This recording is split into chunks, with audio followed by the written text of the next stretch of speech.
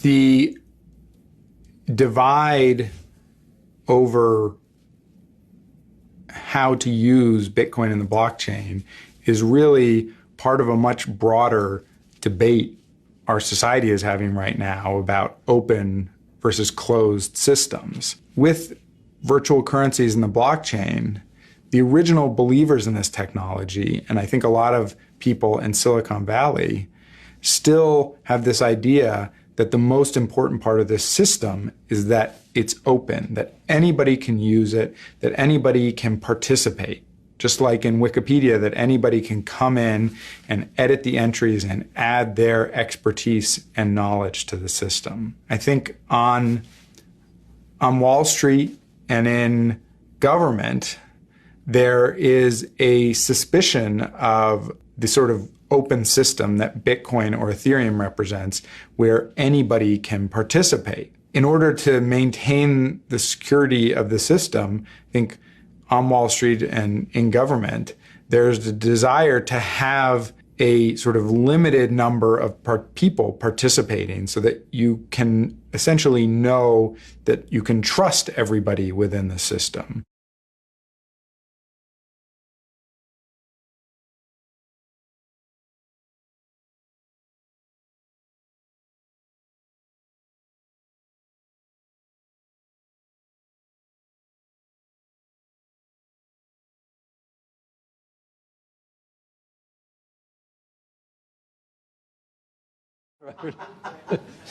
That's totally on background. Totally background. Can you blur my face? Just leave my purple tie, which is going to be the only tie in the entire documentary. Is R3. And like your voice changed. With like that voice distortion box. Letters. Exactly. I could have used that earlier today. Yeah. We don't believe in proof of work.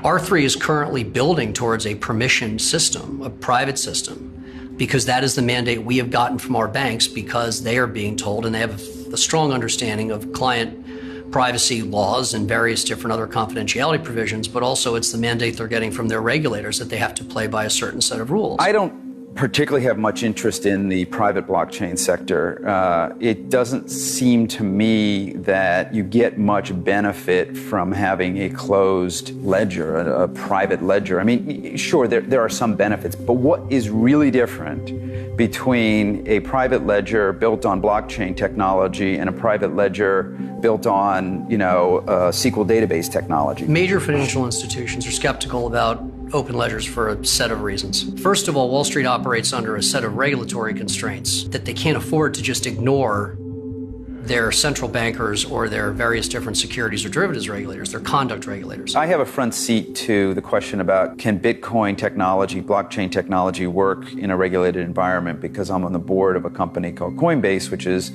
probably the leading exchange and hosted wallet provider here in the United States, and one of the leading companies around the world, and they have to operate in a regulated environment. If you look at the Bitcoin debate right now, where they're arguing over block size, and they're having trouble scaling that system, and they're only at a point now where they can handle 7 transactions a second, and the world of global finance handles thousands, if not tens of thousands or hundreds of thousands of transactions every second, if you include credit card swipes and interest, trades and securities and et cetera, et cetera. I'm not yet convinced the private blockchain is anything new. It's probably a tool to help information sharing between banks.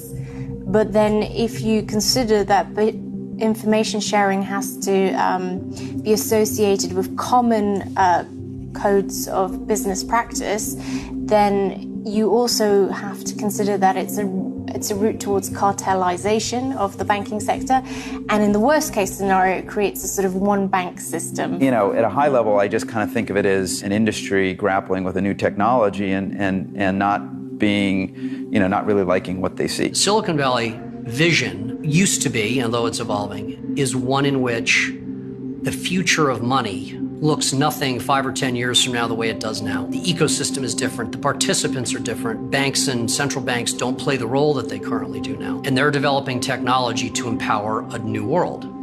Wall Street doesn't think like that. It could be quite disruptive to their business model. This is a network that you don't get charged to move money on, right? And a big part of how banks and brokerages make money is they take a piece of the transaction. Silicon Valley institutions have kind of looked upon banking and gone, well, what do they really do? They deal with information and they deal with databases and they deal with risk.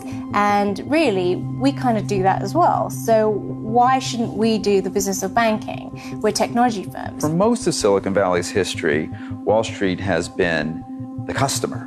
But I think in the past decade, going back to maybe the late 90s or the early part of the 2000s, a lot of entrepreneurs, and really entrepreneurs are where this thing starts, VCs tend to follow, started to see Wall Street as an industry that they could compete with. Banks have always been technology firms. They've never not been technology firms. The only difference really is that banks are technology firms who take risk and then after a while get in trouble for taking that risk and then they suffer the consequences. A lot of people use the example of Uber or Airbnb. And the example there is they wanted to be innovative. They went out and broke a few rules, busted up some china in a china shop and then asked for forgiveness later. Well, that's one thing if you're taking on the taxi cab commission of a town somewhere. That's another thing if you're taking on the hotel authority of a municipality somewhere.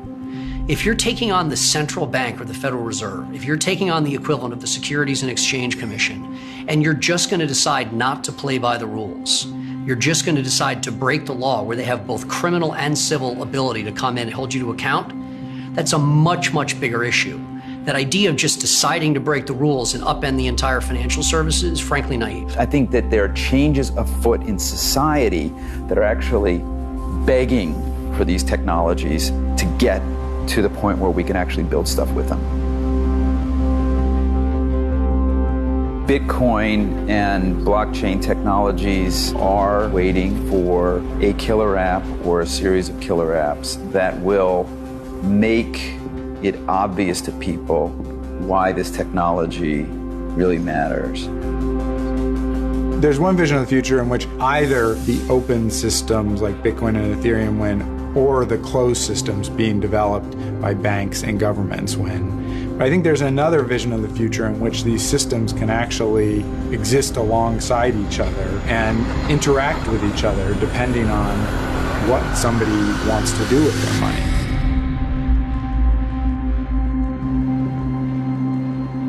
Change from one kind of economy to another is likely to be incredibly painful, but when we get to the other side, it'll be better.